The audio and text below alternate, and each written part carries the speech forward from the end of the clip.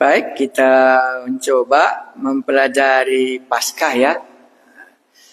Dasar pertama kali itu halaman 10 kalau dalam buku ini. Halaman 10. Ini garis besar Paskah. Ya. Sebelum kita berdoa, kita baca, nanti kita masuk. Paskah, apakah kesan Anda tentang Paskah?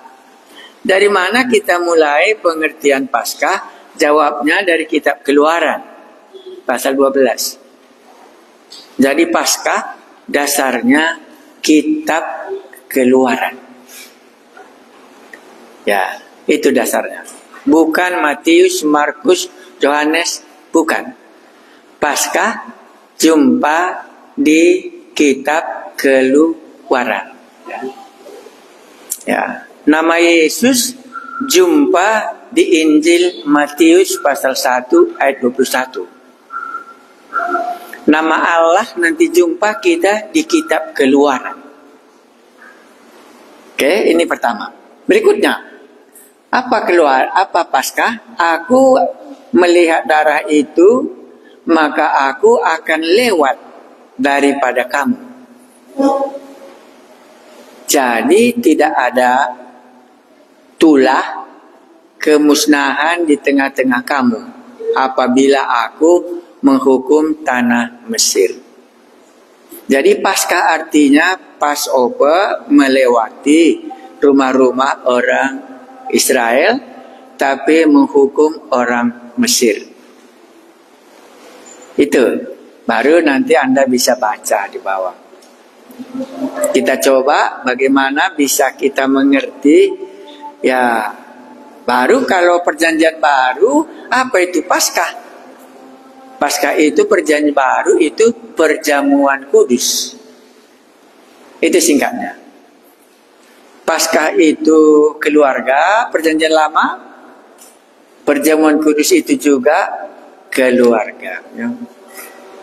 Rajin-rajin datang ya. Ramai kalian. Iya ya. Iya. Oke, seberapa bisa kita coba? Bisa ya. Mari kita berdoa.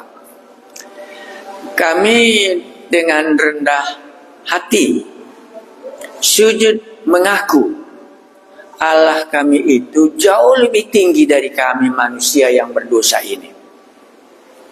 Karena itu untuk mempelajari ini kami harus mengaku kalau Tuhan mengungkapkannya sejauh itu cuma kami mengerti. Yang kedua, apa yang kami perlukan itu saja kami beri. Kami hadir dalam kesempatan ini supaya kami mengenal Allah kami itu dan beribadah kepadamu dan mentaatinya. Kuduskan kami, beri kami kekuatan secara jasmani, terutama rahasia kerajaan Allah. Tidak ada satu ahli pun bisa mengenalnya, kecuali kalau Roh Kudus yang dijanjikan oleh Tuhan kami Yesus mengungkapkannya, barulah kami mengerti. Itulah doa kami kepadamu, karena kami tidak mampu, tolonglah kami Tuhan Yesus. Berilah Roh-Mu yang kudus menjadi guru kami hadir, sehingga kami dapat mengerti Paskah ini. Pujilah nama-Mu, Yesus Juru Selamat kami. Itulah yang telah mengajari kami merayakan Paskah. Amin. Baik, kita mulai dari kitab Keluaran.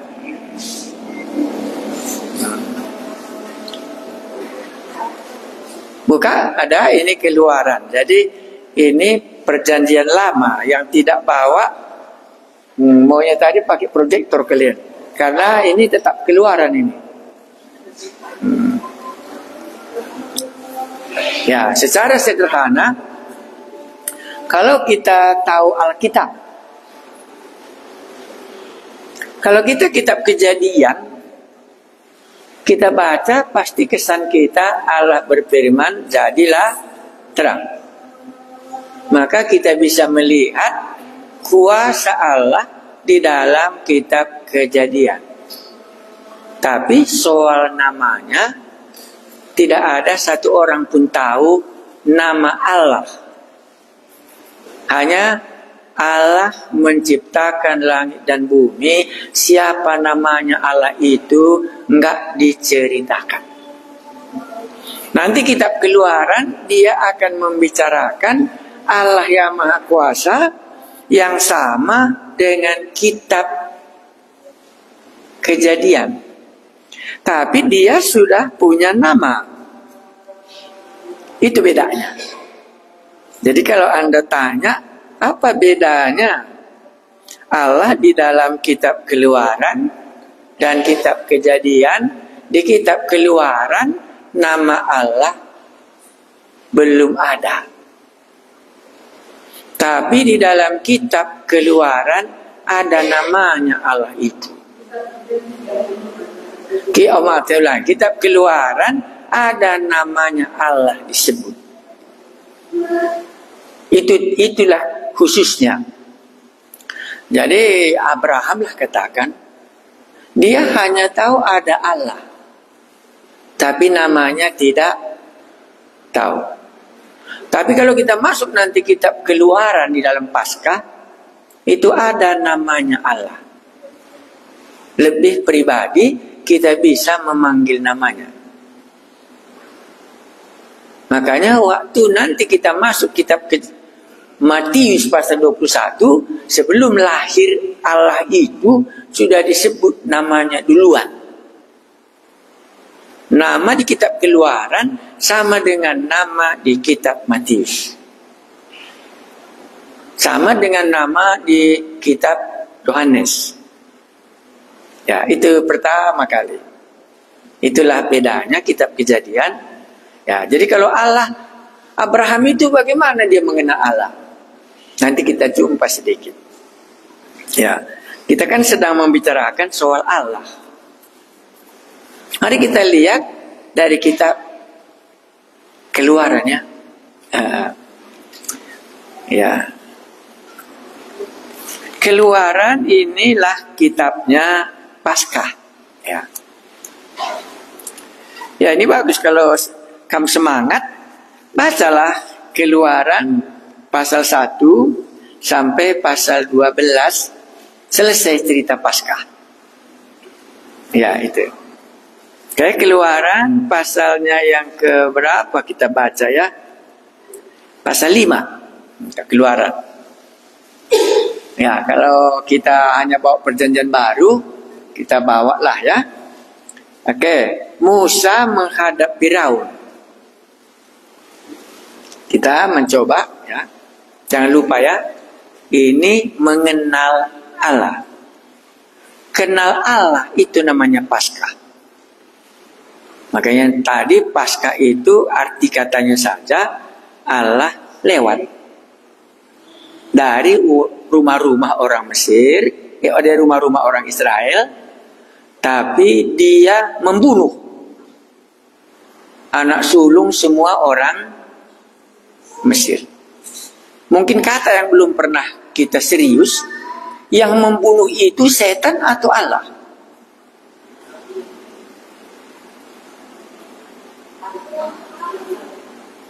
Setankah membunuh atau Allah? Sependapat. Karena kalau sama setan takut kali kita masukku. Tapi sama Allah tidak. Makanya tadi langsung saya mulai, aku akan lewat tetapi membunuh anak sulung orang-orang Mesir. Karena kita sudah terbiasa dengan bujukan setan bahwa Allah itu baik. God is so good. Sehingga kita tidak takut. Tapi dalam Paskah tidak bisa tidak. Itulah kesan kita. Nanti Anda langsung tak kenal berapa. Kalau saya dalam catatan saya ini 11 tulah. Yang membuat tulah ini semua bukan Allahnya orang Mesir. tapi Allahnya kita. Ya, makanya tadi di sini langsung kita lihat pasca itu di sini dikatakan tadi Pak, aku melihat darah itu maka aku akan lewat. Jadi tidak ada ketulah apabila aku menghukum tanah Mesir. Jadi kita permulaan ceramah pasca ini langsung kita mengakuinya bukan setan yang membunuh. Yang membunuh itu adalah Allah. Itu dalam pasca. Jadi jangan kita lupa ini cerita pasca. Jadi kitab Kejadian sudah masuk kita kitab Keluaran. Ya. Oke, mari kita lihat masalah pasca yang paling dalam apa. Kitab Keluaran pasal 5. Musa menghadap Firaun. Bangsa Israel makin ditindas. Dan kita tadi sudah berdoa, kita baca. Kemudian Musa dan Harun pergi menghadap Firaun, raja Mesir. Lalu berkata kepadanya, beginilah firman Tuhan Allah Israel. Sudah lihat? Tuhan Allah Israel. Ini bukan Tuhannya huruf kecil ya. Ya. Beginilah firman Tuhan Allah Israel. Karena Allah Israel dengan Allah Mesir tidak sama. Ini nomor satu kita harus pegang. Allah Israel dan Allah Mesir tidak sama. Beda orangnya. Ya, baru kita lanjutkan. Begini berfirmanlah. Beginilah firman Tuhan Allah Israel. Biarkanlah umatku pergi untuk mengadakan perayaan bagiku di padang gurun. Ayat 2. Tetapi Firaun berkata, siapakah Tuhan itu yang harus kudengarkan firman-Nya? Jadi Firaun tidak kenal, maka dia katakan apa? Siapakah Tuhan? Huruf besar ini ya. Ya, saya pilih langsung pasal 5, nanti pasal 3-4 mungkin bisa baca sendiri kalau nggak ada pun waktu kita kali, tapi nanti secara garis besarnya kita baca. Tetapi Firaun berkata, siapakah Tuhan itu yang harus kudengarkan firman-Nya? Semua menafsirkan ada dua. Firaun tidak mengakui adanya Tuhan. Yahweh ini Yahweh ya. Kedua, ada tapi nggak ku kenal. Karena itu aku tidak mau mendengarkannya. Ya. Tetapi Firaun berkata, siapakah Tuhan itu yang harus ku dengarkan firman-Nya untuk membiarkan orang Israel pergi? Jadi langsung konsep kita, sudah dua grup sekali ini di hadapan Allah. Ada Firaun, ada Israel. Manusia sudah dibagi dua. Satu umatnya Israel, satu umatnya Firaun. Allahnya Israel dan Allahnya Mesir. Jadi kalau kamu sensitif dalam perkataan itu, rupanya manusia ini nggak pernah bisa lepas dari Allahnya dia. Dan inilah yang akan berperang. Keluaran itu berperang. Itu kesan nanti yang terakhir. Inilah kesan kita yang pertama. Nah, tetapi Firaun berkata, siapakah Tuhan itu yang harus kudengarkan firman-Nya untuk membiarkan orang Israel pergi? Tidak kenal aku Tuhan itu. Apalagi dikatakannya? Dan tidak juga aku akan membiarkan orang Israel pergi. Jadi, kalau kamu baca ke depan nanti, berarti semua cerita mulai nanti dari pasal 5 ini ke depan, berarti Tuhan sedang memperkenalkan dirinya kepada Firaun. Tuhan sedang memperkenalkan dirinya kepada Firaun, karena Firaun berkata, siapakah Tuhan itu? Aku tidak kenal. Jadi kalau kita tidak kenal Tuhan, samalah dengan Firaun. Makanya cerita ke bawah ini nanti Allah memperkenalkan diri kepada Firaun. Sampai di situ bisa kita jelas. Nah, terakhir nanti Firaun sudah mengenal Allahnya umat Israel. Di mana dia mengaku dia sudah kenal. Nanti kita jumpa pasalnya yang ke-14, waktu Laut Merah dibelah, di situ mati semua tentaranya, maka Firaun harus mengaku bahwa inilah Allah yang benar. Itu ceritanya di sini. Jadi baca Alkitab ini, kamu tidak bisa hidup di dalam dosa upah dosa. Itu bukan di sini ceritanya. Di sini siapakah Allah itu yang harus aku dengar? Siapakah Allah itu sehingga aku membiarkan umat Israel pergi? Di sini tidak disinggung soal dosa ya. Jangan nanti kita ini kan lengketnya dosa. Jangan. Jadi kalau kamu baca Alkitab ini, lupakan dosa. Tapi mari kita maju mengenal. Karena itu yang dibilang Firaun. Siapakah Allah itu? Aku tidak kenal. Siapakah Allah itu? Sehingga harus kudengarkan. Siapakah Allah itu? Maka kubiarkan umat Israel pergi. Nah, barulah jawabnya, oke, kalau begitu Musa, perkenalkan aku kepada Firaun ini. Itu terus belakang. Ya, perkenalkan siapa aku kepada bangsa ini. Sebelumnya, apakah orang Israel sudah kenal Allah? Ini yang sebelum kita maju. Apakah orang Israel sudah kenal Allah pada waktu itu? Pernah kamu pikirkan itu? Oke, sebelum kita maju, mundur kita sedikit, kita lihat pasal 3. Apakah orang Israel sudah kenal Allah? Itu pasal 3. Nanti kan baca pelan-pelannya, ini tidak buat segese, kita baca saja. Tapi dalam otak kita ini, apakah orang Israel kenal Allah? Karena sejarahnya ini, kalau kamu ingat ini, Musa 40 tahun di Mesir, 40 tahun di Midian. Umur Musa sudah 80 tahun. Mereka ini di Mesir sudah 430 tahun. Selama itu tidak ada satupun yang mengkhotbahkan Allah Israel, karena mereka tinggal di Mesir. Mereka senantiasa melihat orang Mesir dengan jampi-jampinya.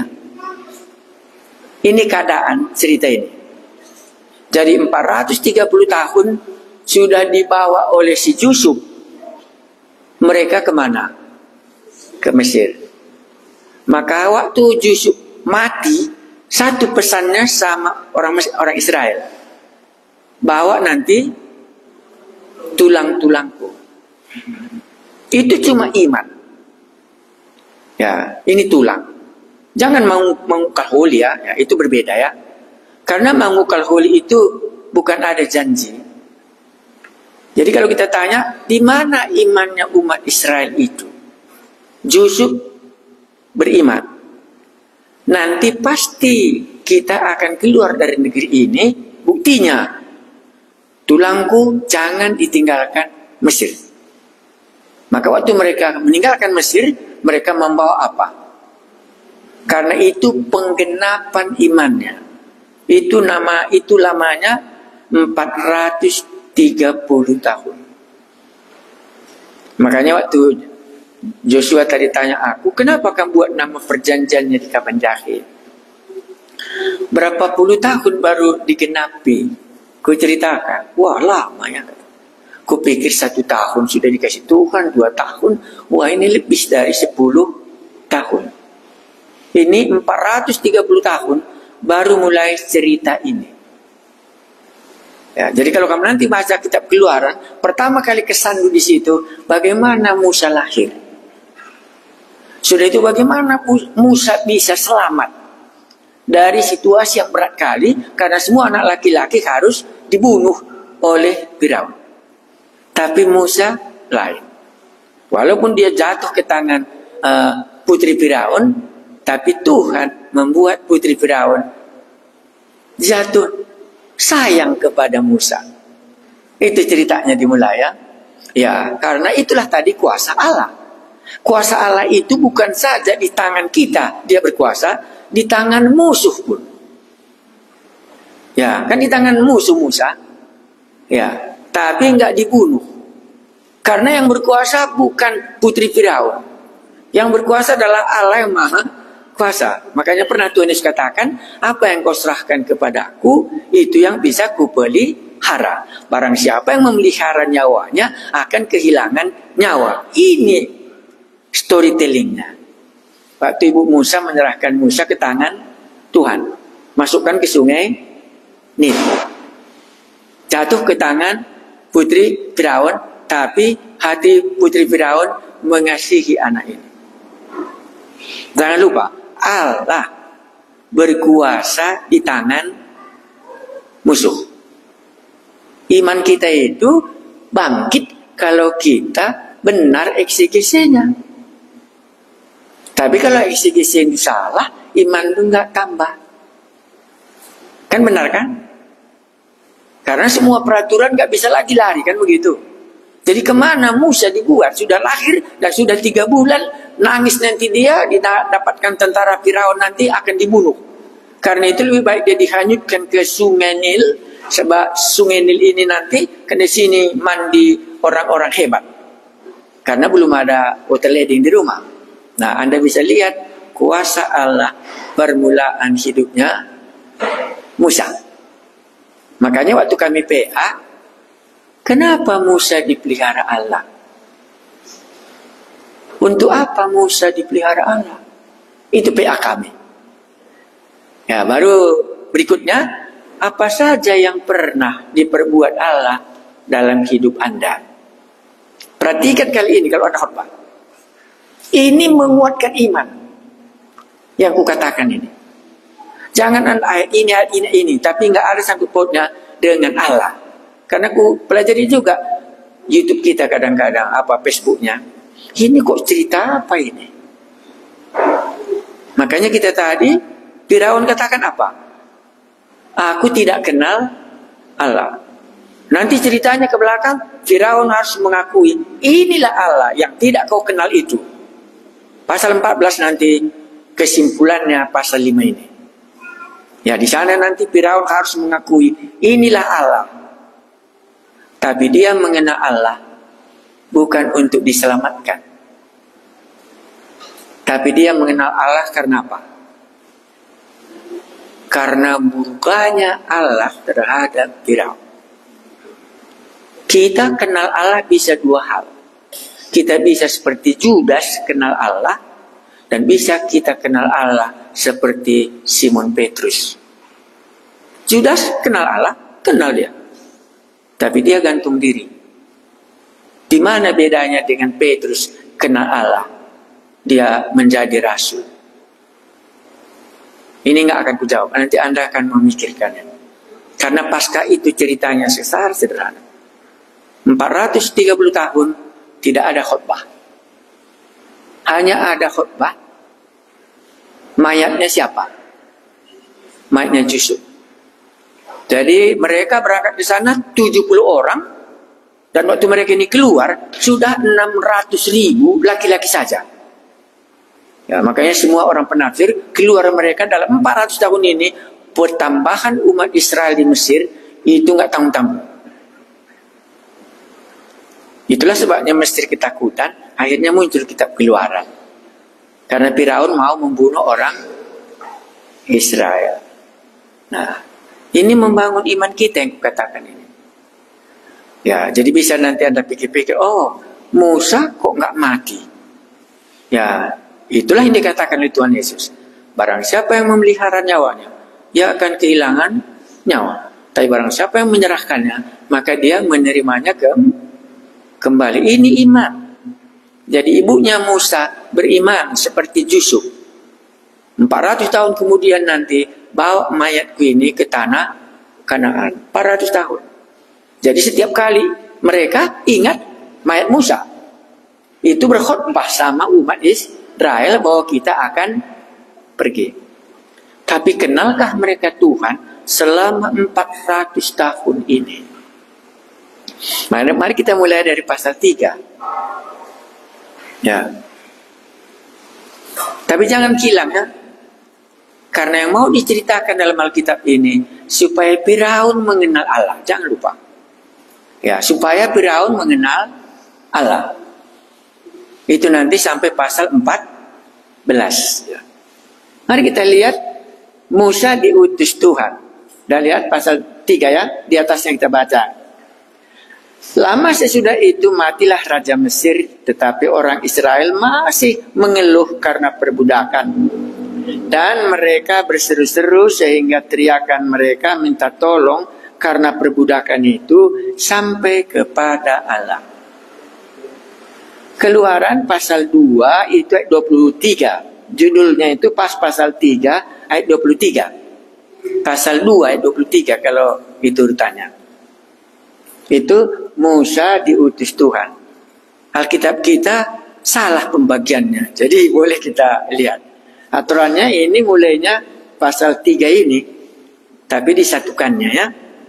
Coba lihat Keluaran 2 ayat 23. Musa diutus Tuhan. Kata yang pertama kita bisa lihat 23. Lalu sesudah itu matilah Raja Mesir, tetapi orang Israel masih mengeluh karena perbudakan, dan mereka berseru-seru sehingga teriakan mereka minta tolong karena perbudakan itu sampai kepada Allah.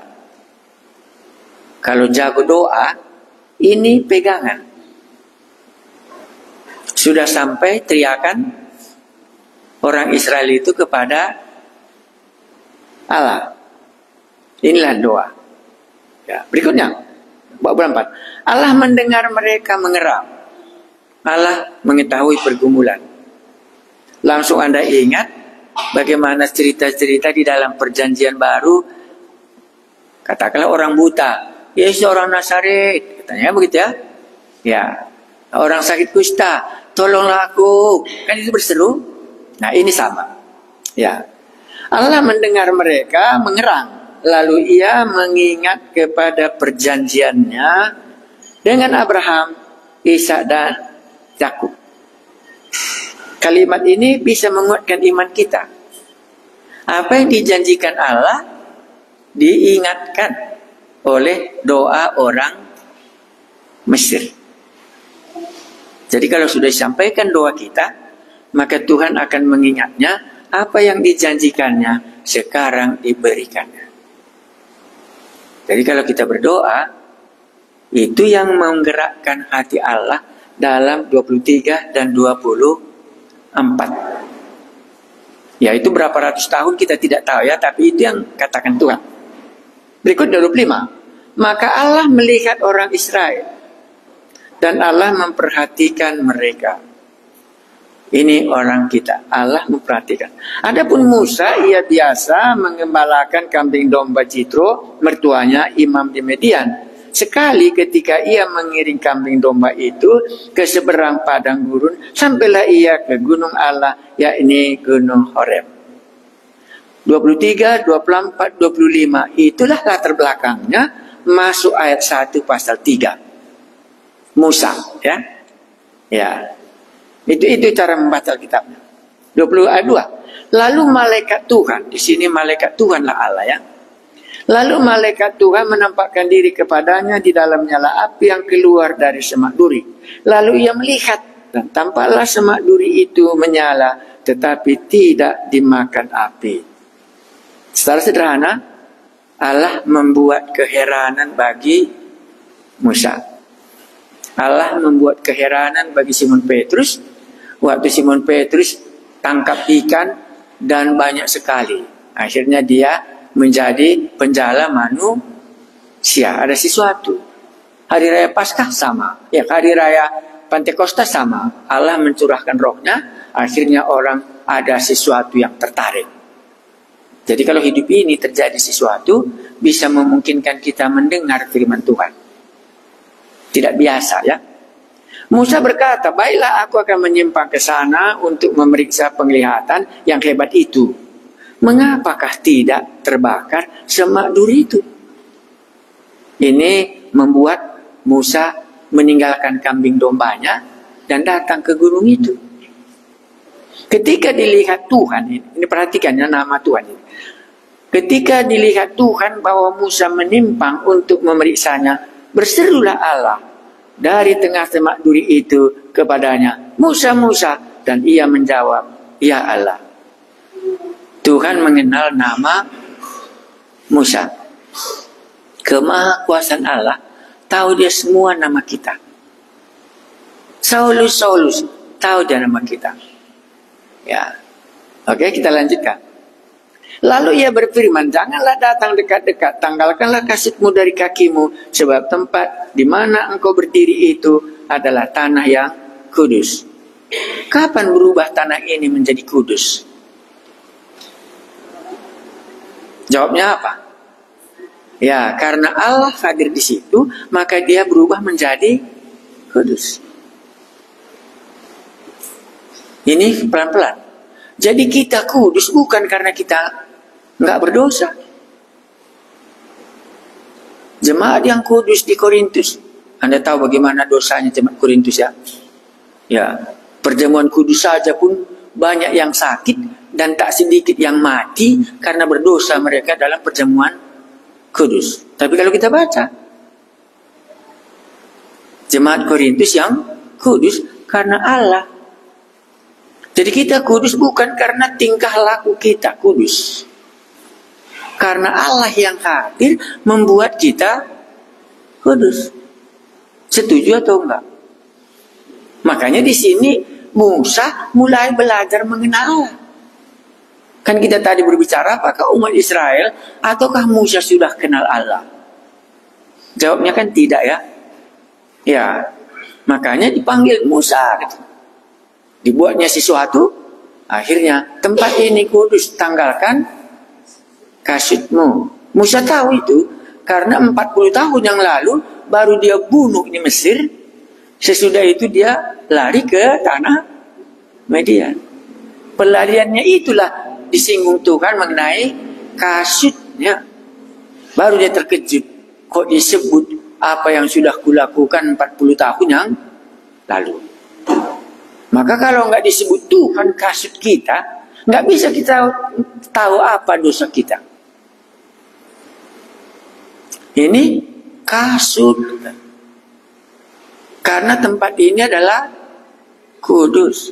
Langsung Musa tahu sebagai umat Israel bahwa Allah mereka itu adalah kudus.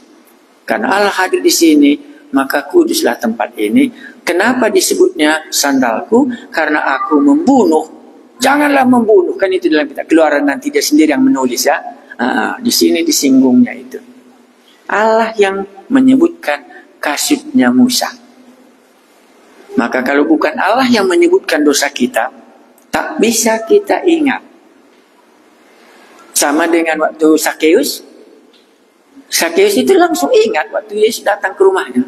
Kalau ada yang kuperas dan ada suku kembalikan. Perempuan Samaria juga sama. Panggil suamimu. Enggak ada suamiku. Betul kau itu. Yang itu pun kelima bukan suamimu. Langsung dia teringat. Allah menyebutkan kasutnya Musa. Ini pertemuannya. Jadi disinilah nanti Musa mulai mengenal Allah. Kan tadi pertanyaan kita kan, apakah umat Israel kenal Allah? Kita lanjutkan. Ayat berapa sekarang? 6. Lalu ia berfirman, akulah Allah ayahmu. Ini perkenalan Allah. Lagi ia berfirman kepada Musa ya, akulah Allah ayahmu. Allah Abraham, Allah Ishak, dan Allah Yakub. Beginilah mereka mengenal Allah. Waktu pertanyaan kami, bagaimana Anda mengenal Allah? Itu dalam PA kami. bagaimana saudara mengenal Allah? Kalau di sini Allah, akulah Allah Abraham, dan Allah nenek moyangmu Abraham, Ishak dan Yakub. Berikutnya apa? Lalu Musa menutupi mukanya sebab ia takut memandang Allah. Sudah ya, sudah kenal dia Allah. Kita lanjutkan. Dan Tuhan berfirman, lalu Tuhan berfirman, aku telah memperhatikan dengan sungguh kesengsaraan umatku di tanah Mesir, dan aku telah mendengar seruan mereka yang disebabkan oleh pengerah-pengerah mereka. Ya, aku mengetahui penderitaan mereka. Sebab itu aku telah turun untuk melepaskan mereka dari tangan orang Mesir dan menuntun mereka keluar dari negeri itu ke suatu negeri yang baik dan luas, suatu negeri yang berlimpah-limpah susu dan madunya, ke tempat orang Kanaan, orang Het dan orang Amori, orang Peris, orang Hewi dan Jebus. Sekarang seruan orang Israel telah sampai kepadaku. Juga telah kulihat betapa kerasnya orang Mesir menindas mereka. Dan sekarang pergilah, aku mengutus engkau kepada Firaun untuk membawa umatku orang Israel keluar dari Mesir. Ini temanya. Ayat 11. Tetapi Musa berkata kepada Allah, siapakah aku ini? Maka aku yang akan menghadap Firaun dan membawa orang Israel keluar dari Mesir. Pertama, Musa menyadari sebagai tukang gembala. Mungkin dia sudah lupa semua pendidikannya di Mesir. Sekarang sebagai tukang gembala 40 tahun. Dulu memang dia adalah tokoh besar di Mesir sebagai anak Firaun. Sekolahnya tinggi-tinggi dan pengetahuannya hebat-hebat. Tetapi sekarang sudah jatuh menjadi tukang gembala. Siapakah aku ini? Berikutnya, apalagi dikatakan, lalu firman-Nya, bukankah aku akan menyertai engkau? Inilah tandanya bagimu bahwa aku akan mengutus engkau apabila engkau telah membawa bangsa itu keluar dari Mesir. Maka kamu akan beribadah kepada Allah di gunung ini. Di gunung Sinai ya. Di mana mereka berjumpa, disitulah nanti Musa menerima 10 firman Tuhan. Jadi Tuhan sudah kasih tanda bahwa ini nanti terjadi kalau engkau membawa bangsa itu, tandanya aku menyertai kamu. Ya. Berikutnya ayat 13. Lalu Musa berkata kepada Allah, tetapi apabila aku mendapatkan orang Israel dan berkata kepada mereka, Allah nenek moyangmu telah mengutus aku kepadamu, dan mereka bertanya kepadaku, bagaimana tentang namanya? Apakah yang harus kujawab kepada mereka? Sudahkah Musa mengenal Tuhan?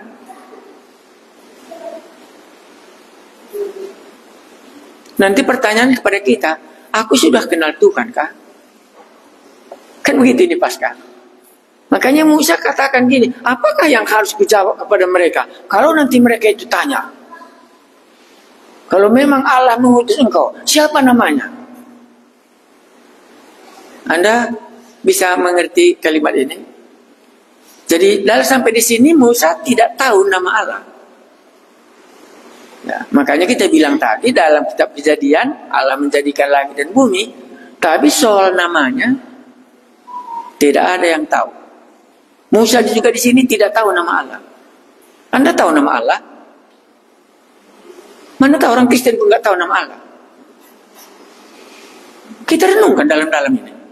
Kenapa Anda berdoa Bapa kami yang di surga? Itukah Allah Anda? Kenal Anda Bapa di surga? Ini dalam ini.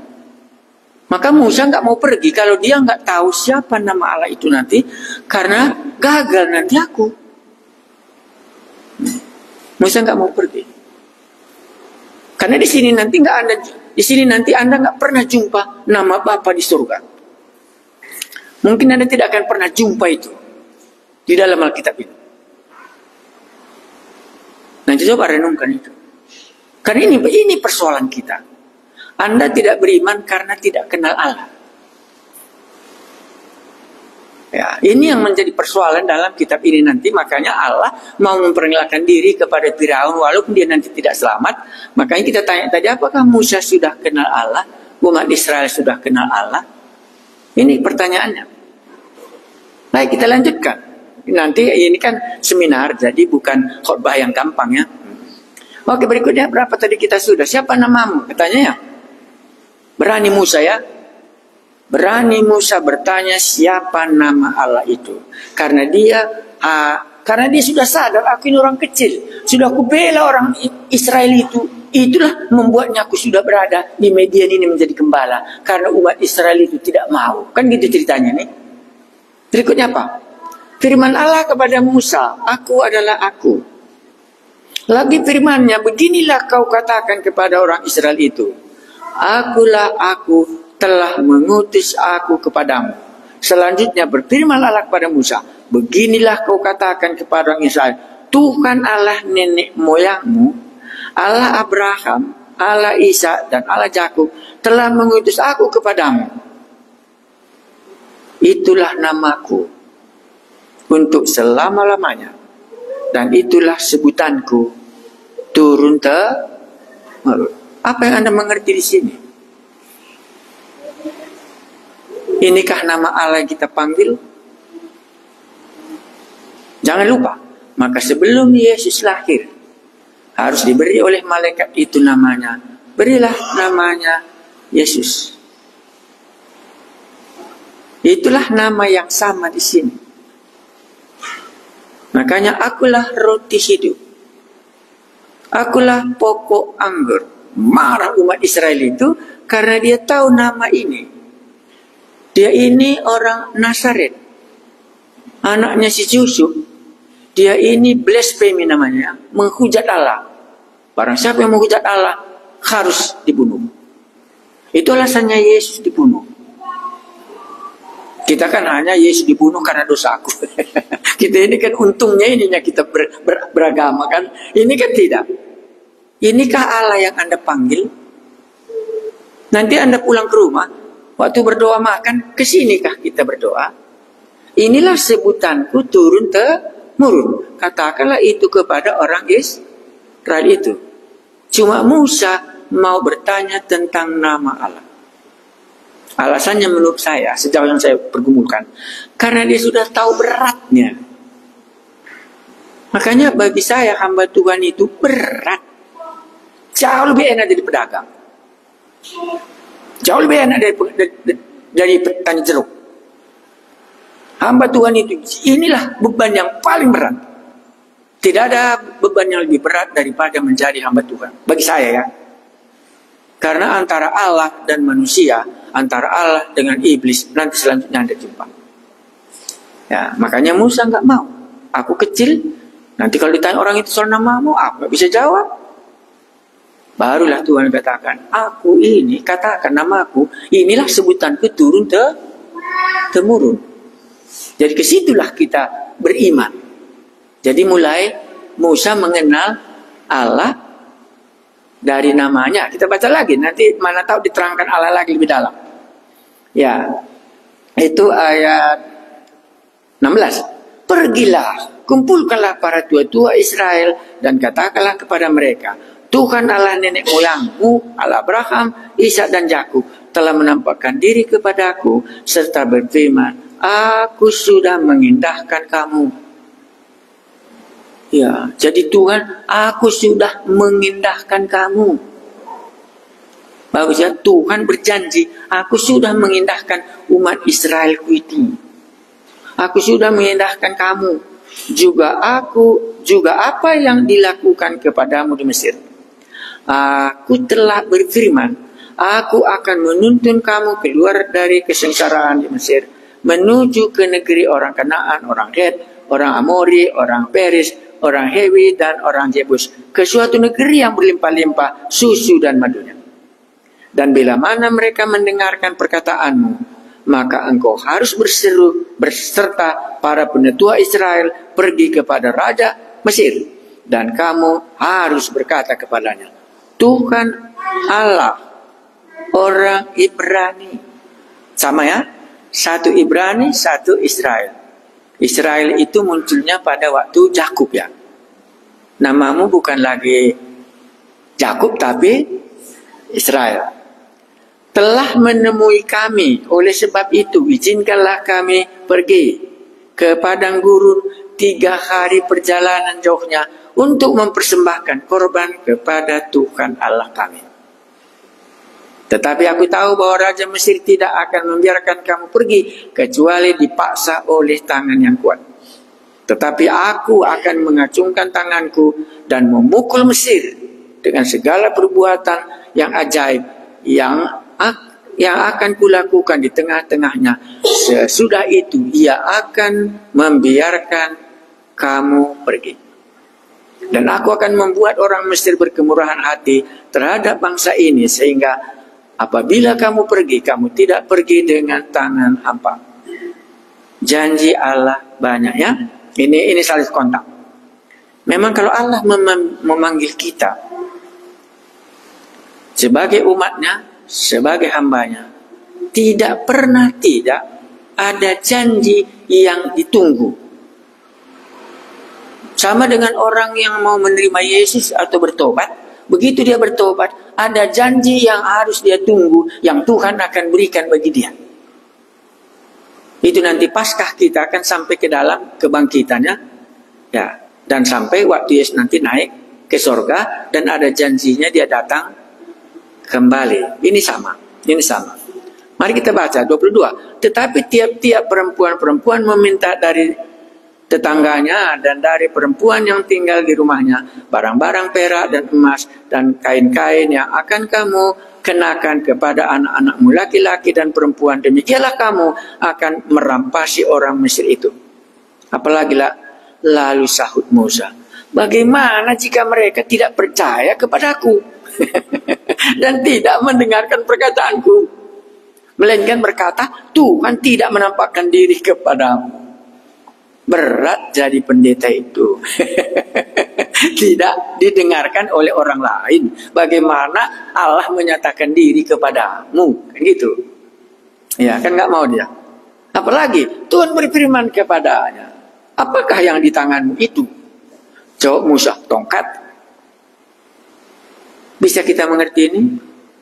Bagaimana Tuhan sekarang mengajar Musa supaya Musa bisa mengenal Allah. Kalau soal nama tadi sudah jelas ya. Oke, nanti aku kasih tahu. Karena itulah nama seterusnya. Sekarang, bagaimana nanti kalau orang itu nggak percaya lagi? Gitu. Soal nama sudah jelas. Apa di tanganmu? Gitu. Tongkat katanya kan gitu ya. Ya. Tapi jangan lupa dengan satu kata. Allah sedang mengajar supaya umat Israel ini menjadi percaya. Baru nanti bisa maju. Oke, nanti Anda bisa baca di rumah, aku rasa. Tapi aku sadar juga. Tuhan katakan, enggaknya nanti dibacanya di rumah itu, baca saja sekarang. Iya, makanya salah aku terus ilmu berkhotbah. Karena langsung, enggak nanti dibacanya itu, enggak nanti lupanya dia itu, baca saja bersama kan gitu. Iya, boleh. Kita baca dari sudah datang tadi bapak-bapak ini. Oke, sekarang kita baca ayat pasal 4. Lalu sahut Musa, bagaimana mereka nanti tidak percaya? Menampakkan diri. Tuhan berfirman, tongkat. Firman Tuhan, lemparkanlah itu ke tanah. Dan ketika dilemparkannya ke tanah, maka tongkat itu menjadi ular, sehingga Musa lari meninggalkannya. Tetapi firman Tuhan kepada Musa, ulurkanlah tanganmu dan peganglah ekornya. Musa mengulurkan tangannya, ditangkapnya ular itu, lalu menjadi tongkat di tangannya. Supaya mereka percaya bahwa Tuhan Allah nenek moyang mereka, Allah Abraham, Allah Ishak dan Yakub telah menampakkan diri kepadamu. Musa sendiri belum percaya. Supaya kita konkret nanti. Ya, banyak kita, ini Paskah. Ya, kita baca. Kalau gitu kata Tuhan kan kita harus ikuti. Aku kan mengikutinya. Ya, 6. Lalu firman Tuhan kepadanya, masukkan lagi tanganmu ke dalam bajumu. Dimasukkan tangannya ke dalam bajunya, dan setelah itu dikeluarkannya. Maka tangannya sudah kena kusta putih seperti salju. Sudah sakit kusta ya. Nah, nanti langsung Anda ingat. Mujizat yang dilakukan Tuhan Yesus, mungkin yang pertama adalah kerasukan, sesudah itu sakit kusta. Menunjukkan bahwa Allah yang ada persoalannya dengan Musa dulu di tanah Midian, ini sudah datang di tengah-tengah kita. Karena ini menjadi kasus, membuat Musa menjadi percaya. Ini juga dibuat Tuhan Yesus supaya mereka percaya, inilah aku adalah aku. 7. Sesudah itu firman-Nya, masukkan lagi tanganmu kembali ke dalam baju. Masukkannya tangannya kembali ke dalam baju. Dan setelah ditariknya keluar, maka tangan itu putih kembali seperti seluruhnya badannya. Jika mereka tidak percaya kepadamu dan tidak mengindahkan tanda mujizat yang pertama, maka mereka akan percaya kepada tanda mujizat yang kedua. Kapan nanti percaya Musa ini? Kapan nanti percaya umat Israel ini? Tapi Musa sudah tahu kan, sebagai hamba Tuhan dia pernah gagal dan dia tahu tak mungkin nanti percaya orang Israel itu. Makanya terus dia membujuk sama Tuhan supaya bisa sampai kepada percaya. Nanti Anda akan tanya diri sendiri, aku bagaimana caranya sampai aku bisa percaya? Kalau Thomas, bagaimana caranya sampai Thomas bisa percaya? Ini menjadi renungan yang paling dalam pertama ini. Kita lanjutkan ayat berapa sekarang? Ayat 8. Ayat 9. Dan jika mereka tidak juga percaya kepada kedua tanda mujizat ini, kan sudah duluan kan? Dan tidak mendengarkan perkataanmu, maka engkau harus mengambil air dari sungai Nil dan harus kau curahkan di dalam tanah kering. Lalu air yang kau ambil itu akan menjadi darah di tanah yang kering itu. Lalu kata Musa kepada Tuhan, apa katanya?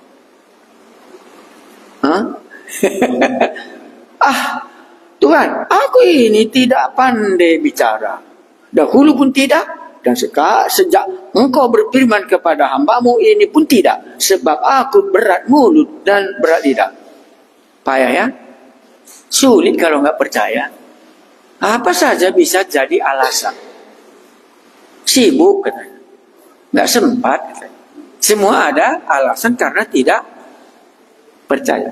Oke, sekarang kemana kita coba? Ya, hambamu ingat 11. Tetapi Tuhan berfirman kepadanya, siapa yang membuat lidah manusia?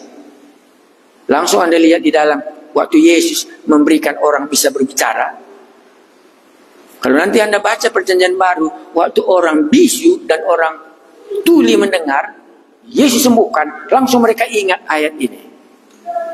Berarti inilah Allah yang sudah berbicara kepada Musa dulu. Ini karena kan Paskah, kita kan berbicara Paskah tadi.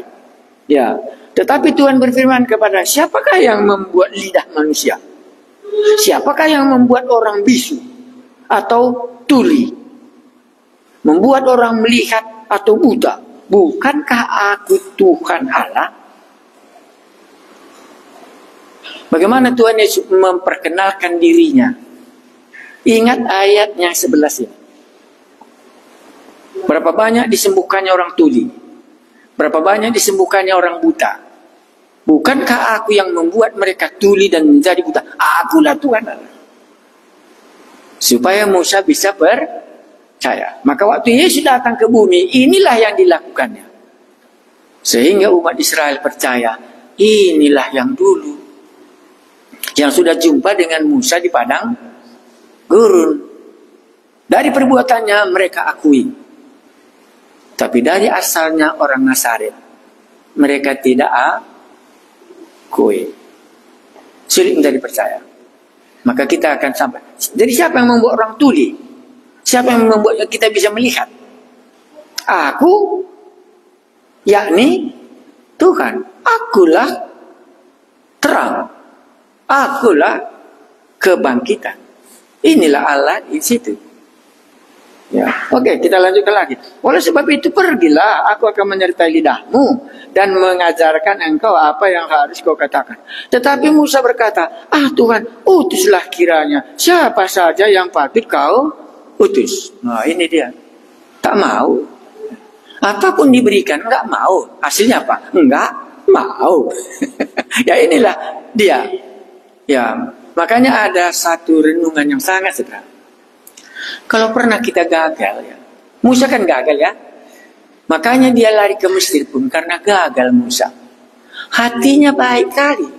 Menolong orang Israel. Tapi orang Israel sendirilah mengadukan dia kepada Firaun. Sehingga Firaun mau membunuh dia. Itu backgroundnya Musa lari ke tanah Midian. Makanya kegagalan itu menimbulkan negatif di dalam kepribadian kita. Nggak pede lagi Musa. Lebih baik biarlah demikian. Utus orang lain. Tidak bisa ditolong dia untuk percaya. Tuhan kau bilang. Kan begitu ceritanya. Sekarang pun kita nggak makan. Tuhan kau bilang katanya. Kan gitu kita makanya nggak khotbah kan. Makanya menjadi berkat salah satu kali di camping Kaban Jahe itulah 1 Korintus 15 ayat 56. Jadi katanya, karena ada kebangkitan, bergiatlah kita melakukan pekerjaan Tuhan, karena pekerjaan Tuhan tidak akan sia-sia.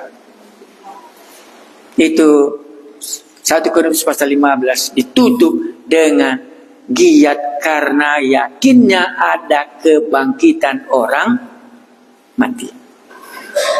Kita percaya atau enggak? Atau kita seperti Musa? Nanti Anda pulang kan? Anda ini kan khotbah pertama. Mari kita baca. Ini bagaimana? Tetapi Musa berkata apa katanya? Tuhan, utuslah kiranya siapa saja yang patut kuutus. Katanya. Siapa yang patut diutus? Bukankah Musa mulai dari sungai Nil sudah dipelihara Tuhan? Mana ada lagi orang lain? Cuma Tuhan sudah menolong Musa sejak dia lahir sampai di tanah Midian sampai hari ini. Siapa lagi mau diutus? Begitu banyaknya pertolongan yang sudah diberikan oleh Tuhan sama Musa. Apa kata Tuhan sama dia? Maka bangkitlah murka Tuhan terhadap Musa dan dia berfirman, bukankah di situ Harun orang Lewi itu kakakmu? Aku tahu bahwa ia pandai bicara, lagi pula ia telah berangkat menjumpai engkau, dan apabila ia melihat engkau, ia akan bersuka cita dalam hatinya. Mantap ya? Apa yang mantap? Tuhan tidak mau menukar Musa menjadi Harun. Itulah Allah satu-satunya yang kita kenal. Tidak ditukarnya Musa, digantinya dengan Miriam itonya. Tetap Musa adalah Musa, pertanggungjawaban harus ada di hadapan Allah. Makanya dalam 1 Korintus terkutuklah orang yang melalaikan pekerjaan Tuhan, karena Tuhan tidak memindahkannya kepada orang lain. Itulah makanya Yunus dibuang pun ke laut, tak mati di laut, tapi datang juga ikan. Tidak bisa Yunus lari dari Allah yang maha kuasa, karena dialah yang ditetapkan untuk khotbah ke daerah Niniwe. Ini yang mau diceritakan Allah yang maha kuasa. Ya, hanya menunggu penderitaan Yunus sampai Yunus terakhir apa katanya? Biarlah aku mati, tapi orang Niniwe sudah selamat. Ya, Niniwe selamat, Yunus minta bunuh diri karena orang Niniwe sudah diselamatkan, tapi Yunus tidak bersedia. Allah tidak menukar Nabi Yunus. Penderitaan cuma dapat. Ya, makanya Paulus berkata, sulit menendang ke galah rangsang, karena engkau yang telah menetapkannya, aku mentaatinya. Janganlah menjadi seperti kuda bagal. Kalau tidak dikekang dengan sangamnya, dia tidak mau. Cuma penderitaan yang diterima. Murkalah Allah sama siapa? Sama Musa. Ya, dan Anda bisa menceritakannya selanjutnya. Ya, oke, sudah ya. Jadi Musa sudah percaya.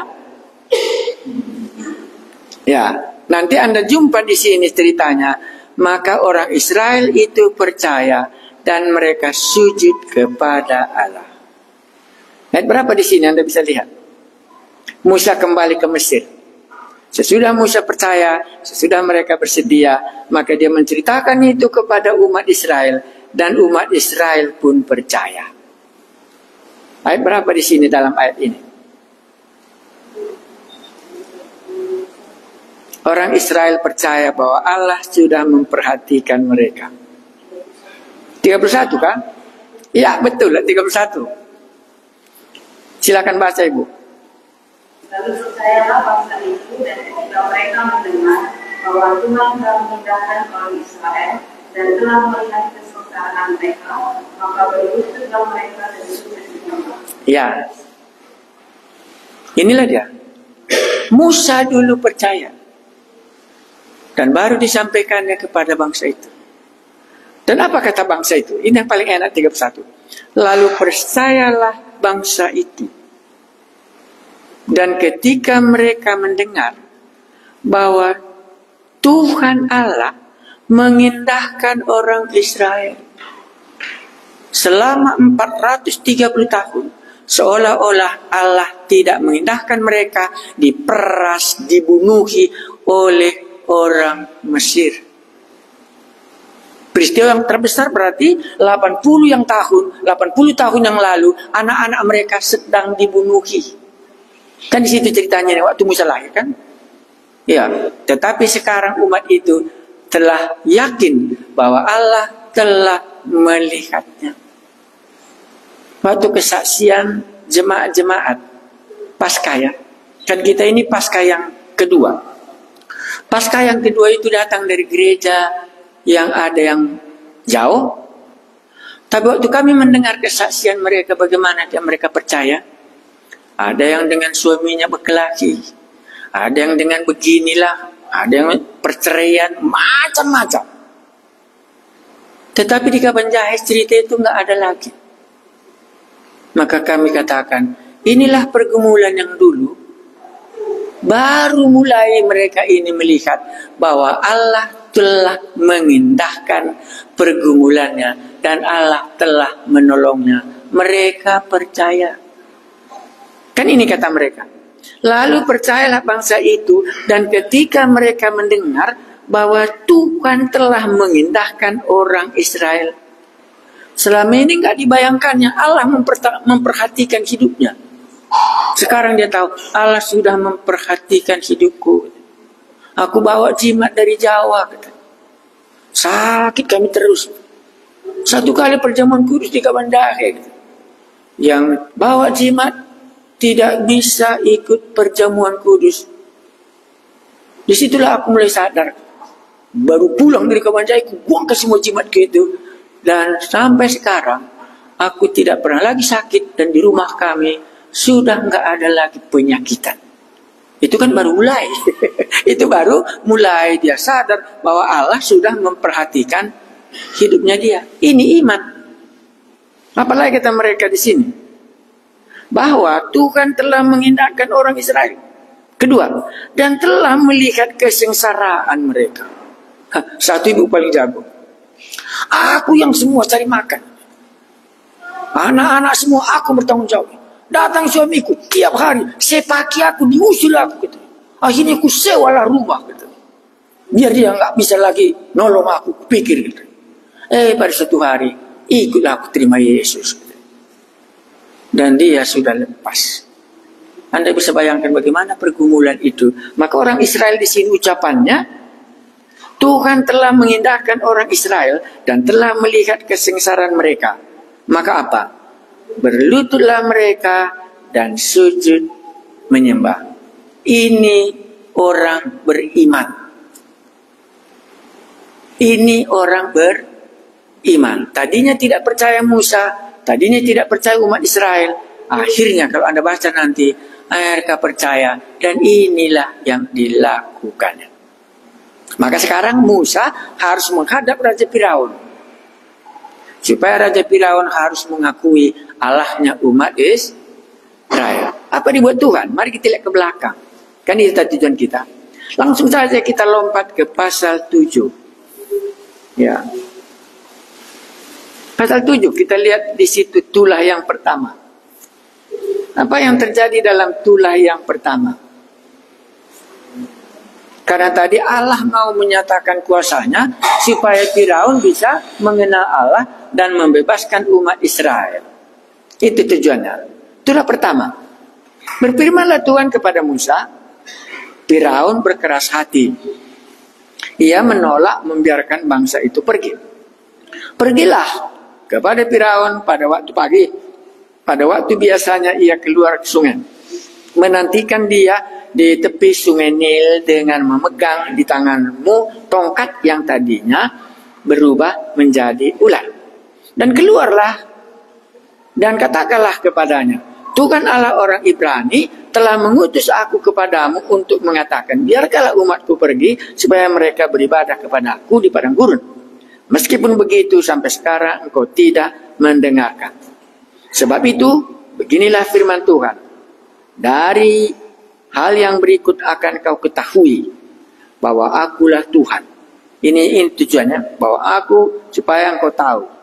Lihat, dengan tongkat yang di tanganku ini akan kupukul air sungai Nil dan air itu berubah menjadi darah. Dan ikan yang sungai Nil akan mati sehingga sungai Nil akan berbau busuk. Maka orang Mesir akan segan minum air dari sungai Nil itu. Tuhan berfirman kepada Musa, katakanlah kepada Harun, ambillah tongkatmu, ulurkanlah tanganmu ke atas sungai segala air Mesir, dan di atas sungai selokan dan kertas, kumpulkan air dan pada mereka supaya semua menjadi darah, dan akan ada darah di sungai tanah Mesir, bahkan dalam wadah kayu dan wadah batu. Demikianlah Musa dan Harun berbuat seperti yang difirmankan Tuhan. Diangkatnya tongkatnya dan dipukulkannya air yang sungai Nil di depan mata Firaun dan pegawai-pegawainya, maka seluruh air yang di sungai Nil berubah menjadi darah. Matilah ikan sungai Nil sehingga sungai Nil itu berbau busuk dan orang Mesir tidak dapat meminum air dari sungai Nil, dan seluruh tanah Mesir ada darah. Tetapi para ahli Mesir membuat yang demikian juga dengan ilmu-ilmu mantra mereka. Sehingga hati Firaun berkeras dan ia tidak mau mendengarkan mereka. Keduanya seperti yang telah difirmankan Tuhan. Apa yang Anda tahu ayat 22 ini? Pasti Anda katakan apa? Ada Allah yang lain. Ahli jampi juga bisa membuat air menjadi darah. Makanya dia tidak mau percaya kepada Musa. Karena ahli-ahli jampi pun kekuatannya sama dengan kekuatan Musa. Enggak mau juga. Lalu dikatakan apa? Tetapi para ahli Mesir membuat yang demikian juga dengan ilmu-ilmu mantra mereka. Sehingga hati Firaun berkeras dan ia tidak mau mendengarkan mereka. Keduanya seperti yang telah difirmankan Tuhan. Firaun berpaling lalu masuk istananya dan tidak mau memperhatikan hal itu juga. Tetapi semua orang Mesir menggali di sekitar sungai Nil mencari air untuk minuman. Sebab mereka tidak dapat minum air sungai itu. Demikian genap 7 hari berlalu setelah Tuhan menulahi sungai Nil. Anda bisa bayangkan bagaimana Firaun ditolong oleh ahli-ahli mantranya, membuat dia nggak mau percaya. Ya, inilah dia. Nggak mau dia percaya karena ada juga kekuatan yang lain.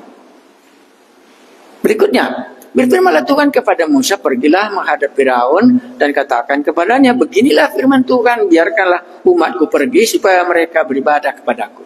Jikalau engkau menolak membiarkannya pergi, maka aku akan menulahi seluruh daerahmu dengan kata-kata akan mengeriapi dalam sungai Nil, lalu naik dan masuk ke dalam istanamu dan kamar tidurmu, yang sampai ke dalam tempat di tidurmu, ke dalam rumah pegawai-pegawaimu dan rakyatmu, bahkan ke dalam pembakaran rotimu serta ke dalam tempat aduan.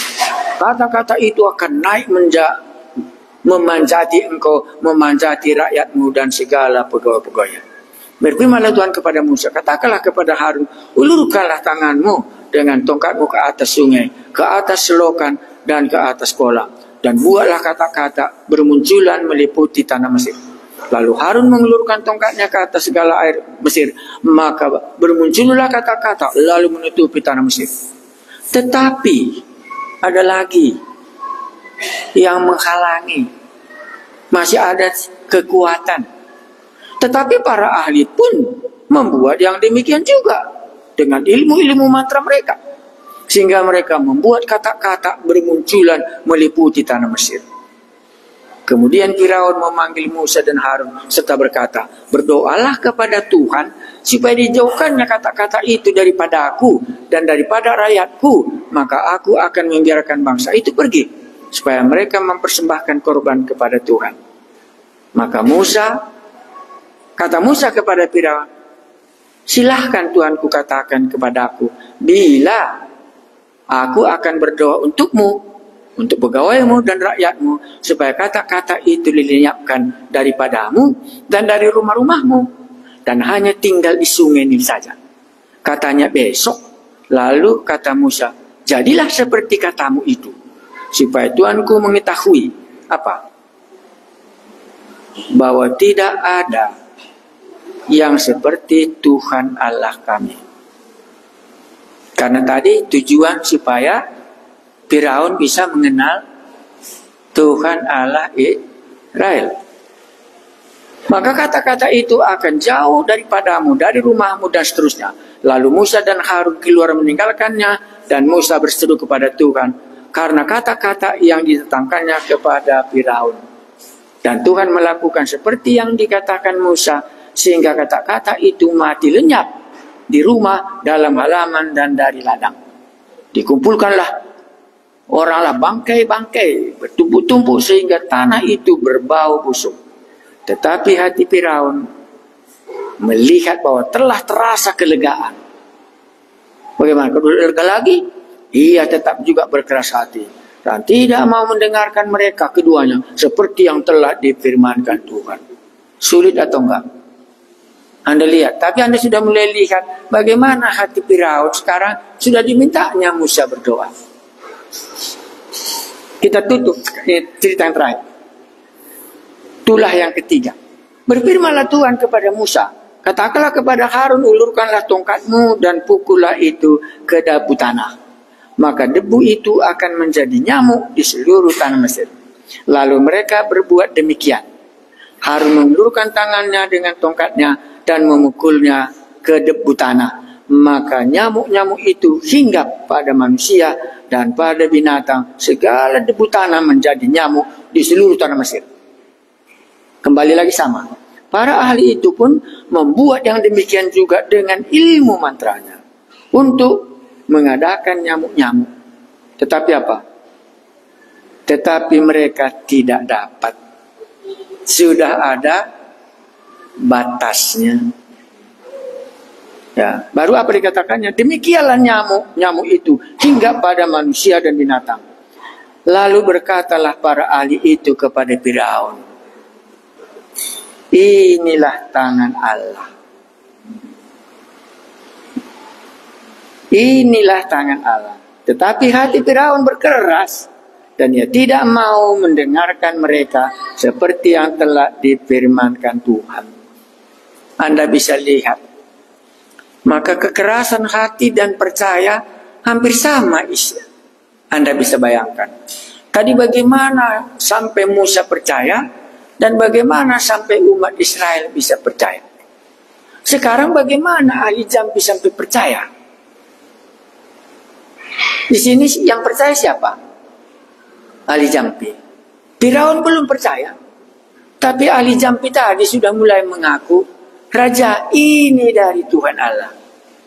Tapi Firaun tidak.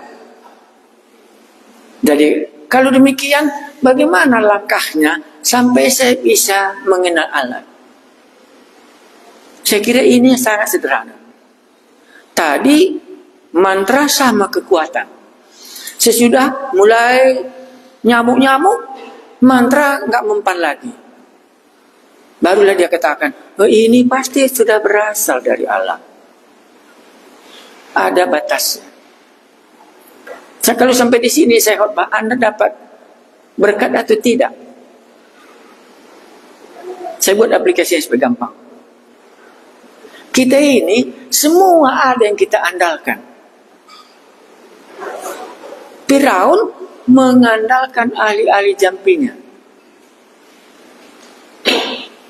Tetapi sesudah nggak bisa lagi diandalkannya ahli-ahli jampinya pun, ahli jampinya sendiri sudah menyerah. Tidak bisa kita lagi pertahankan ini. Ini sudah jelas dari Tuhan Allah. Tapi Firaun tidak mau berubah. Karena tadinya yang diharapkannya menolong dia, tetap di dalam hatinya, aku tidak akan mau mengenal Allah itu.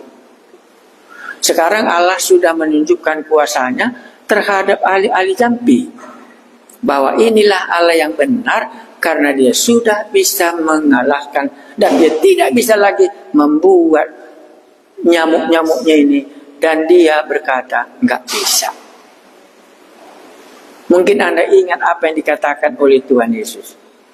Kalau Mammon tidak bisa lagi menolong kamu, carilah yang abadi. Inilah sebenarnya yang diharapkan oleh ahli jampi ini kepada Musa. Ini nggak bisa lagi ilmu mantra kita ini. Karena itu carilah Allah itu Raja. Makanya dalam cerita ini kita akan berakhir. Berarti aku harus sampai kepada batas. Sampai di sini memang masih bisa aku hidup. Tapi sudah sampai di batas ini, itu nggak bisa lagi. Kecuali Allah yang satu ini yang bisa menolong aku. Itulah membuat di sini bisa kita sampai percaya. Jadi membuat aku sulit percaya karena ada yang kuandalkan. Raja Firaun mengandalkan ahli jampinya boleh. Hanya sampai mujizat itu. Mujizat ketiga yang diandalkannya tadi sendiri pun nggak bisa. Kalau nanti Anda baca di belakang, ahli jampi-jampinya itu pun digigiti nyamuk itu. Dan dia berkata, nanti sampai parah, yang paling kena sakit langsung adalah ahli jampinya mengakui. Ini berasal dari Allah. Ada yang kita mau tanyakan? Sudah berapa tulah? 3. Beda dengan mujizat di dalam perjanjian baru. Tulah di dalam perjanjian lama beda dengan tulah di dalam perjanjian baru. Tuhan Yesus membuat segala sesuatu menjadi baik. Kita ingat itu? Waktu orang bisu dan tuli itu melihat, mereka katakan, dia ini semuanya dibuatnya menjadi baik. Tapi bagaimana dengan kitab Keluaran? Kan mereka ingat. Semuanya mendatangkan apa? Tulah. Sekarang Allah yang mana? Karena kita kan belajar di sini.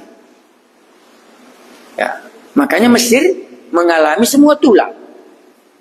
Tapi nanti dia mengaku. Ini tadi kan mengaku ahli jampi. Ahli jampinya sudah nggak bisa lagi berbuat apa-apa. Tetapi Firaun tidak juga mau menerimanya. Inilah tangan Allah. Tetapi hati Firaun berkeras dan dia tidak mau mendengarkan mereka seperti yang telah difirmankan Tuhan. Jadi Anda bisa mungkin katakan, satu sisi Firaun melihat mujizat Allah hukuman bagi dia. Waktu saya baca buku itu menarik sama aku. Firaun itu Allah menyatakan diri kepadanya untuk hukuman.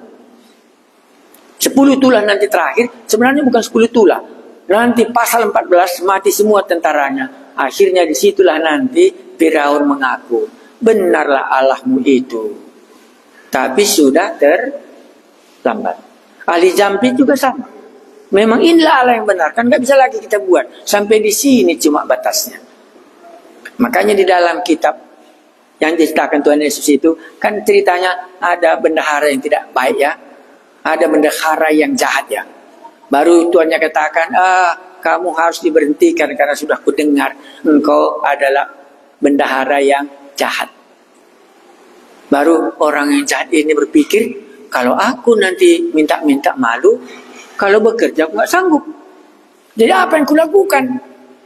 Dibuatnya lagi tambah jahat dia. Berapa utangmu? 100, tuliskan 50. Berapa utangmu? Segini, tuliskan segini. Baru ditutup oleh Tuhan Yesus di belakang itu. Kalau mammon sudah menolak kamu, carilah yang abadi. Tahukah itu? Atau terlalu teka-teki khotbah ini? Kita ini berapa hari hidup? Kalau dunia ini tidak bisa lagi menampung kita, kan sudah sederhana kali ini. Ya, kalau dunia ini tidak lagi bisa menampung kita karena umur sudah 100 tahun. Carilah yang apa? Carilah yang abadi. Karena nggak bisa lagi dipertahankan yang ini. Karena ini akan berakhir.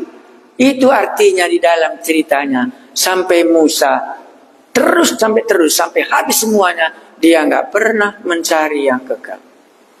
Sampai mati dia mencari dukun, sampai mati mencari dukun. Tahu dia, tapi dia tidak mencari yang abadi.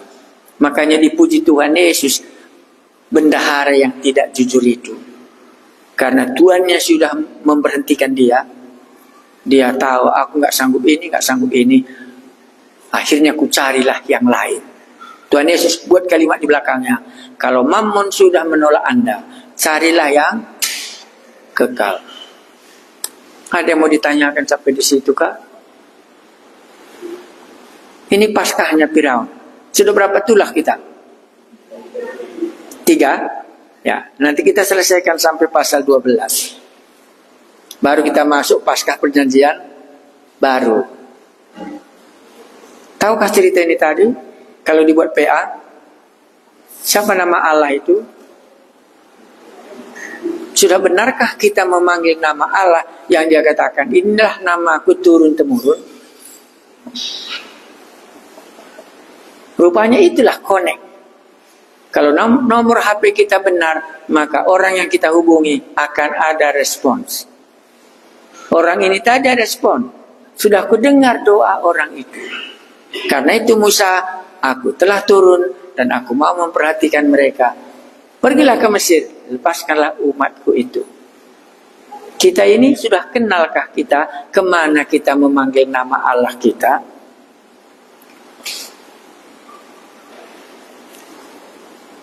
Nggak ada? Atau bikin PA 5 menit? Kalau di sana 1 jam PA-nya. Coba Anda ceritakan, Allah yang Anda kenal itu siapa? Anda bisa memperkenalkannya gitu. Tapi kalau belum ada satu pun yang tahu, ya itu tidak bisa. Itulah PA kami. Karena masalah Firaun tadi apa? Siapakah Allah yang harus aku dengar?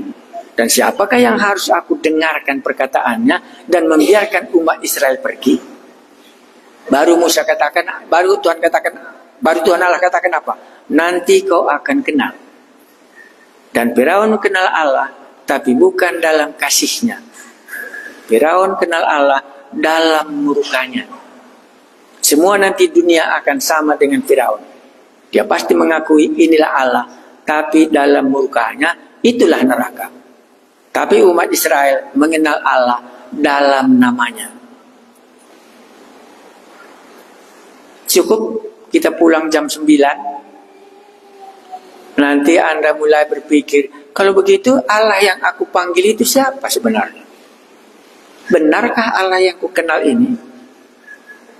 Musa tadi nggak mau pergi karena nggak tahu namanya, kan gitu. Yang Allah hanya dikatakan apa? Allah Abraham, Ishak dan Yakub. Sekarang namaku, aku adalah aku.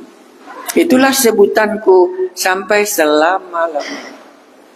Ku bikin satu pertanyaan. Kapankah kita katakan Allah itu gembalaku? Kapankah kita katakan Allah itu gembalaku? Baru kedua, kapankah kita katakan Allah itu Bapakku di surga?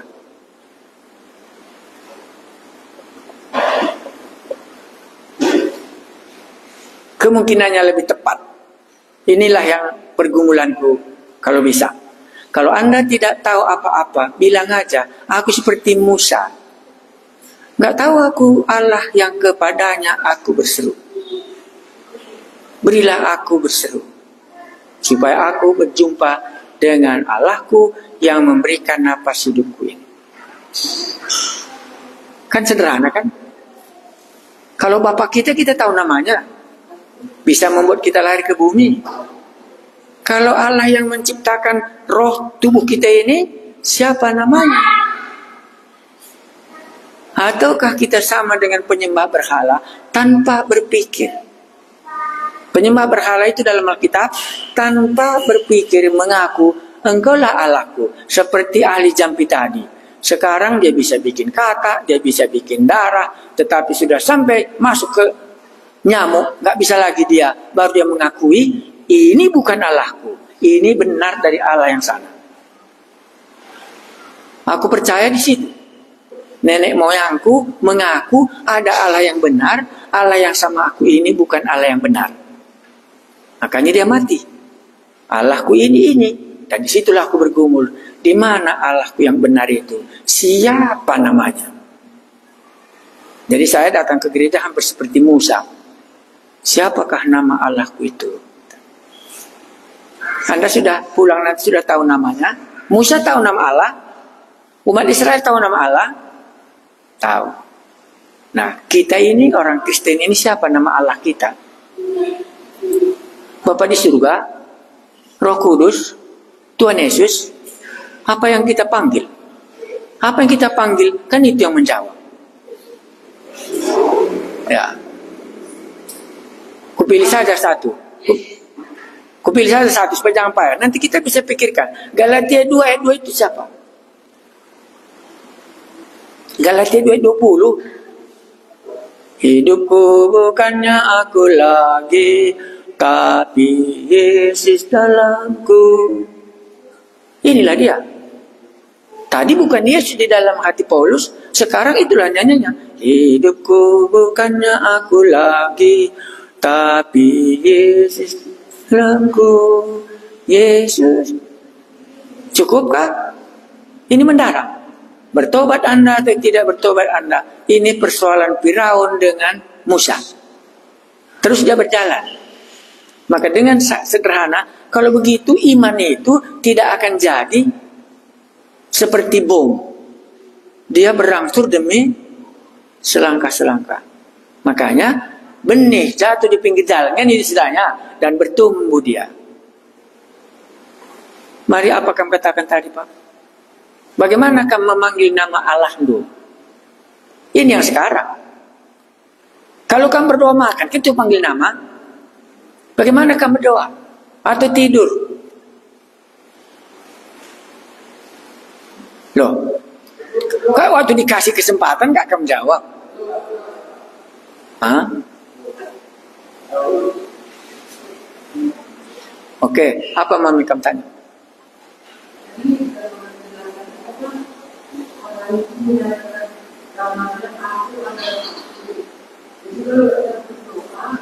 Ya Allah, aku adalah aku. Sepertinya bukan nama kemudian kita ya. Jadi saya sudah tadi waktu Yesus dibunuh, yang mengatakan aku adalah sebetulnya kita dan itu. Inilah dia. Ya, oke, nggak usah panjang kali, nanti sudah malam kita. Dan itu terpodo ini kan sudah jam malam. Jadi kalau Anda berdoa tiap hari, bagaimana Anda memanggil nama Allah kita, kan bertahan. Tadi Allah katakan apa? Akulah Allah Abraham, Ishak dan Yakub. Namaku, aku adalah aku dalam panggilan dari generasi kepada generasi, kan itu the point. Ya, jadi boleh kita berdoa kepada Allah Abraham, Ishak dan Yakub, Allah yang berjumpa di tanah Median itu, di tanah Gunung Sinai itu, kepadamu aku berseru. Bisa? Nah, itulah to the point. Nah. Karena inilah yang beriman kumaksudkan tadi. Oke, sederhana lagi supaya jangan kita bertele-tele. Kita ini kan pintar karena sudah diracuni setan kita, supaya kita nggak jumpa dengan Allah kita. Iya. Ya. Kalau aku berdoa, Tuhan Yesus, itu langsung aku. Tidak ada aku kenal Allah yang lain selain engkau sendiri. Engkau akan datang sekali lagi, engkau akan membangkitkan aku. Dosaku sudah engkau ampuni. Terima kasih Tuhan Yesus, ku puji namamu. Amin. Gitu. Kan to the point, panggil nama orang. Ya. Bisa aku panggil Bapak di surga dan sebagainya, itu nanti berikutnya. Tapi itulah to the point kelas 1 kita. Ini kan bicara soal namanya. Cukupkah atau ada yang mau ditanyakan? Kalau gitu, aku belum berseru kepada Allah. Bisa kamu katakan demikian? Aku belum connect nomor teleponku ini. Ya. Ada pendeta kita kemarin datang ke Banjar. Aku berdoa begini bang, katanya. Bapak yang di surga. Oh, kalau kau kenal Bapakmu di surga itu, cocok kali kau doakan itu. Siap mau pulang, datang lagi dia. Salah aku bang. Kenapa salah? Kalau itu namanya kenapa kau nggak panggil? Aku bilang. Kan sederhana. Ya. Lah aku kenal Bapak di surga, kata. Itu dari mana aku panggil nama Bapak di surga itu? Aku bilang. Kata orang. Kata. Inilah pergumulannya si Ayub. Cerita Ayub itu pergumulannya cuma satu. Kata orang aku tahu. Sekarang aku telah melihat bahwa engkaulah Allah pencipta langit dan bumi. Engkaulah Allahku. Di situ pertobatannya si Ayub. Jadi pergumulan Ayub memungkinkan dia bisa mengenal Allah. Karena dia orangnya baik. Tapi dia tidak kenal Allah yang menciptakan langit dan bumi. Tuh. Nanti ada baca lagi nanti Alkitab. Kita sudah baca Markus semua. Jadi Markus nggak akan Anda payah membacanya. Yesus mengusir roh jahat. Yesus menyembuhkan orang sakit. Yesus memberi makan ini. Nah sederhana ya. Ya, coba nanti pikir-pikirkan. Entah di situnya kita makanya enggak. Karena iman artinya jumpa aku dengan orang yang bisa menolong aku. Itu iman. Katakanlah jumpa aku mobil ya. Oh ini mobilnya merek. Oh ini ke Kabanjahe. Beri mana aku? Naik aku langsung ke mobil itu. Itu nanti bawa aku sampai ke Kabanjahe. Tapi kalau semua mobil aku tahu, enggak akan sampai aku dibawanya ke Kabanjahe. Nah makanya tadi Musa nggak mau. Siapa namamu kalau ditanya umat Israel itu? Anda tadi sudah lihat betapa banyaknya berhala di Mesir. Allah-Allah Mesir itu kan bukan Sungai Nil berhala, Katak berhala, ular berhala. Makanya siapa namamu? Ini pasti jelas dia. Nah kita juga sekarang ini kalau kita berbicara soal pasca ini nanti karena aku lewat kan gitu di sini. Pribadi ini lewat. Ya, aku akan membunuh anak ang sulung kan gitu nanti. Ya, dan tetapi aku melewati rumahmu karena sudah ada darah di depan pintumu gitu. Ya. Cukupkah sampai di situ? Sudah kita bisa memanggil nama Allah kita dengan benar? Atau kita enggak? Bisa, apa kata orang? Enggak aku kenal pun kalau itu katanya dia. Nah, makanya akulah Allah Abraham, Ishak dan Yakub. Mengenai kuasaku kunyatakan kepada Abraham, Ishak dan Yakub, tetapi mengenai namaku kepadamu ku kasih tahu. Makanya sebelum Yesus lahir ke dunia, tidak bisa tidak, harus diberi namanya. Supaya Allah yang sudah menyatakan namanya di Gunung Sinai, inilah yang lahir di kandang domba itu. Berilah namanya Yesus. Aku adalah aku. Sama sekali dengan ini.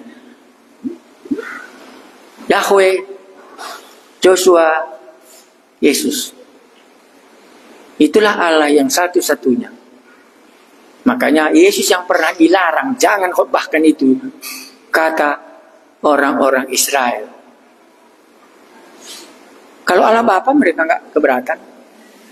Apalagi Allah pencipta langit dan bumi mereka nggak keberatan. Tetapi yang keberatan mereka, jangan beritakan nama Yesus ini. Kan itu membuatnya Petrus dipenjarakan.